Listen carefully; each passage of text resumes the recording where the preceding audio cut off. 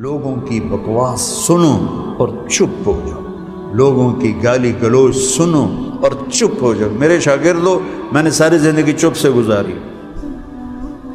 اللہ نے مجھے پوری دنیا پھرائی، ایک نام دیا، لیکن مجھے کسی بچے نے بھی ذلیل کیا تو میں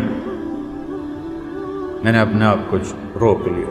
پی جا ایام کی تلخی کو بھی ہنس کے، ناصر غم کو سہنے میں بھی قدرت نے مزہ رکھا ہے۔ لوگ تانے دیں گے کہ کسی کام کا نہیں رہا تو اب توبہ کرتا ہے، تیری کوئی توبہ نہیں ہے۔ میرا اللہ کہتا جس رات توبہ کرے گا میرا در کھلا پائے گا۔ کبھی دنیا والوں سے عزت کی طلب نہ کرنا، منصب کی طلب نہ کرنا، حسن سلوک کی توقع نہ رکھنا۔ دنیا چڑھتے سورج کی پجاری ہے، تمہارا صلہ تمہیں اللہ دے گا۔ یاد رکھو، اگر دنیا میں کسی مرتبے پر پہنچنا ہے تو بولنا کم سیکھو، چپ رہنا زیادہ سیکھو۔ جب بھی تم میں کوئی سفر سے واپس لوٹے تو اپنے گھر والی کے لیے کوئی نہ کوئی تحفہ لے کر ضرور جائے، اس سے محبت بڑھتی۔ بہت سے ہیں جو اپنی بیویوں کو 1 روپیہ نہیں دیتے۔ ہاں تمہیں کیا چاہیے، چیز لا کے دے دیں گے، پیسے نہیں دیں گے۔ ایسا نہ کیا، اپنے بچوں پر، اپنے گھر والوں پر اپنی وسعت کے مطابق خرچ کرو اور اللہ سے سخاوت مانگو۔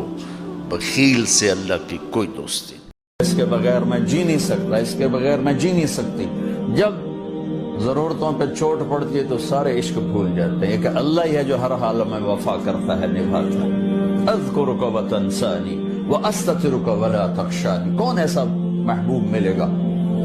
میں کسی کو یاد کروں گا وہ مجھے یاد کرتا ہے، میں یاد بھلا دوں وہ بھی بھول جاتا ہے۔ یہی دنیا کا قانون ہے۔ ایک واحد اللہ ہے جو کہتا ہے میرا بندہ تو مجھے بھولتا ہے، میں تمہیں ہمیشہ یاد رکھتا۔ اور بھی دکھ ہیں زمانے میں محبت کے سوا، راحتیں اور بھی ہیں وصل کی راحت کے سوا۔ کوئی اخلاق کے بھی سبق ہوتے ہیں، کوئی محبت کے بھی سبق ہوتے ہیں، کوئی ایثار قربانی کے بھی سبق ہوتے ہیں۔ کیا کرنا اس علم کو جو میرے اندر نرمی نہ پیدا کرے، یا اس ذکر کو جو میرے اندر نرمی نہ پیدا کرے، یا اس فیصل آباد کے بازاروں میں روزانہ تاجر کیسے گریبان پکڑ کے ماں بہن کی گالیاں دے رہے ہوتے۔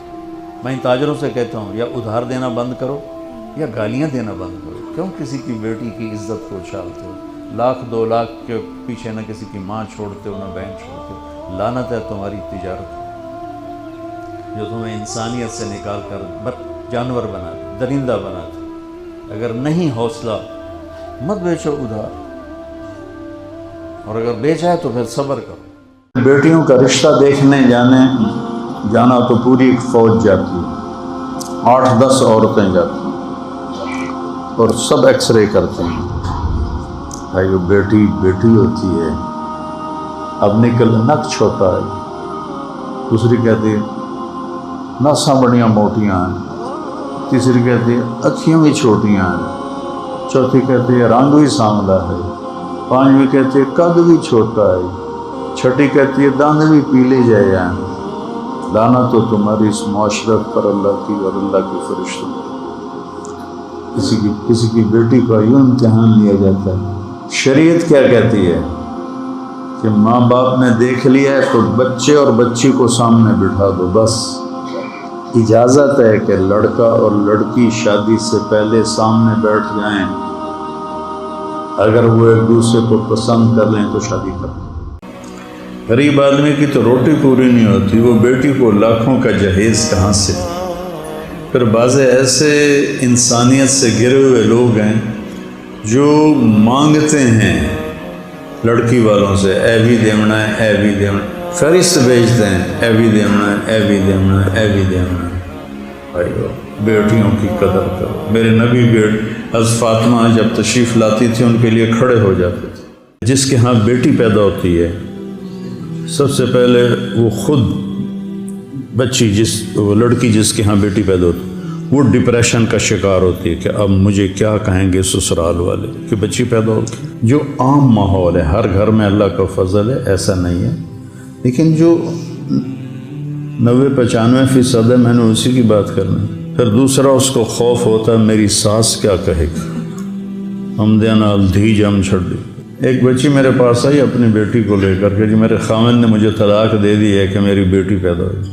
یہ لمن یشاء اناثا، جب اللہ نے نعمت کو ذکر کیا تو پہلے بیٹیوں کا ذکر کیا۔ تو اللہ تعالیٰ نے عورت کو عزت دی، مقام دیا، ہر رشتے میں ہر روپ میں اس کو ایک عالی شان مقام دیا کہ یہ کھلونا نہیں ہے، یہ تمہاری